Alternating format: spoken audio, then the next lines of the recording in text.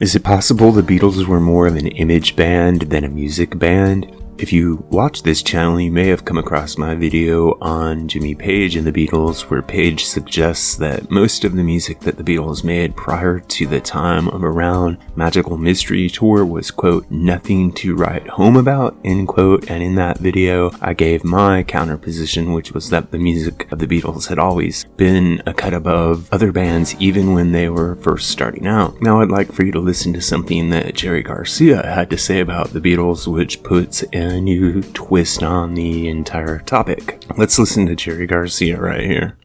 The Beatles, I'd say, mainly, the thing was the movies really are the thing that did it more than the records did, because the records, both the Beatles and the Rolling Stones, the Stones was all stuff that I'd grown up with. It was like retakes of the old Marshall Chess records.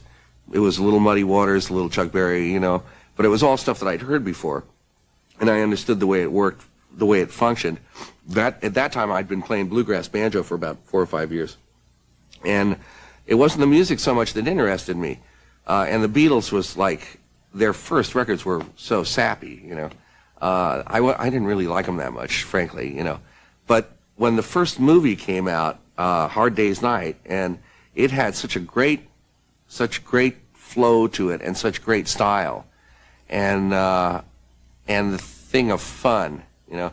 And it was like that, you know, and at that time I was playing in a very loosely with friends. I'd sort of surrendered to that idea of, what I want to do is have fun, a heck with being serious, you know. So I was in that frame of mind anyway, kind of. So seeing this movie of these guys, here's these guys who are plainly having really fun, I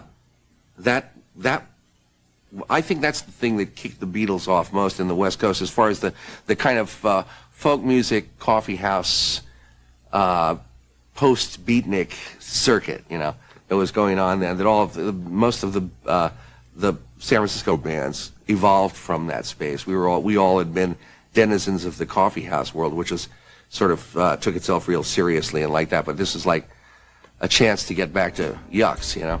Alright, I've never seen any of the Beatles movies. I've seen bits of Get Back, and I've seen clips of the Beatles in the studio, and I've watched a number of documentaries about the Beatles, but my primary orientation around the band has always been musical. I realized that they were pioneers in the use of film and video and other visual techniques to enhance and promote their music, but I always consider the Beatles to be first and foremost a musical band rather than an image. I know that the image of the Beatles was huge and culturally transformative, but I think that for someone like me who encountered the music first without really being subjected to the image and the hype, it's easy to see whether or not the music stands on its own, and for me, of course, it did. Now I want you to listen to something that Tom Petty had to say about the Beatles, which factors into this conversation. Let's listen in to Tom Petty right here.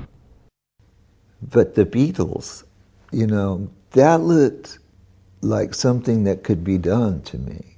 Like, these people look like they're self-contained. They're making music that they wrote themselves, and the music's all there on the stage. They're playing it, and they look like they're really good friends, and they're having a lot of fun.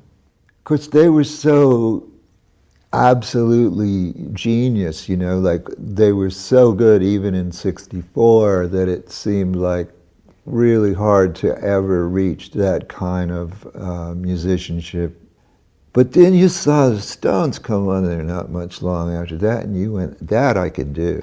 What he's saying there about the Beatles having this high level of musicianship even from the very beginning, and the Rolling Stones offering a bit more of an accessible vision of what it could be like to be a rock star or a pop star, really resonates with me, because I think that when I went back as a guitar player and tried to learn some of the old Beatles songs, they're really demanding. Even a simple song like Ticket to Ride or She Loves You, whether you're approaching the guitar playing or the drumming on those songs, can be really challenging, and that is something that I've experienced personally. Now, finally here, I'd like for you to listen to something that Ringo Starr had to say about the Beatles and their continued appeal to successive generations of people. Let's listen in. With the Beatles, Every generation has a listen to us. You know, everything's streaming now. Octopus's Garden has had 100 million streams.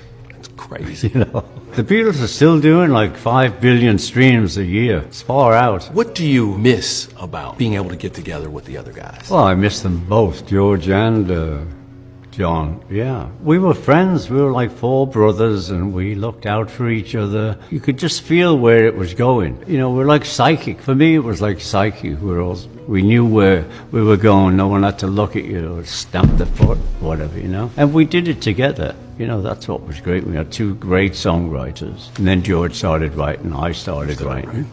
You know, it's great. So basically, his idea is that the Beatles have become popular to generation after generation of fans, and that they continue to have this massive amounts of streams. And I would point out that nobody, as far as I am aware, is even bothering to look at their old movies at this point. No one's really interested in the image of the Beatles at this point. It's more just the music, and it seems to be surviving on its own. So we could take this to be a strong signal that the Beatles' music can stand on its own and wasn't really all that reliant on image. Now, I did a video, which is in the archives, about Yoko Ono and her opinion on the Beatles, and in that video she states quite clearly that she felt the Beatles were very simplistic as a band, that their music wasn't very interesting, and that it was their appeal as individuals that made the band so popular, their charisma and the way they looked on camera.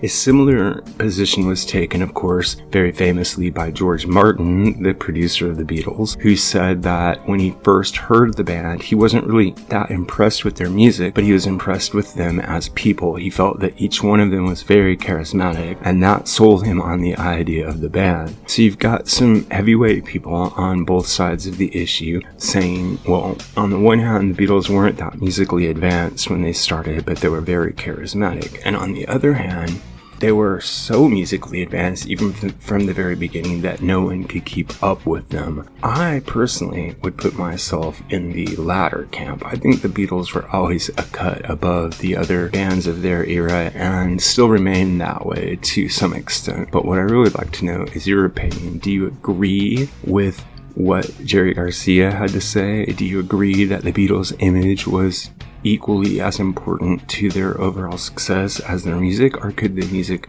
have stood purely on its own? This is what I think, but what really matters is what you think. So if you have an idea about this or any other topic connected to classic or contemporary music, please drop it in the section below, and remember to like and subscribe. Thanks a lot.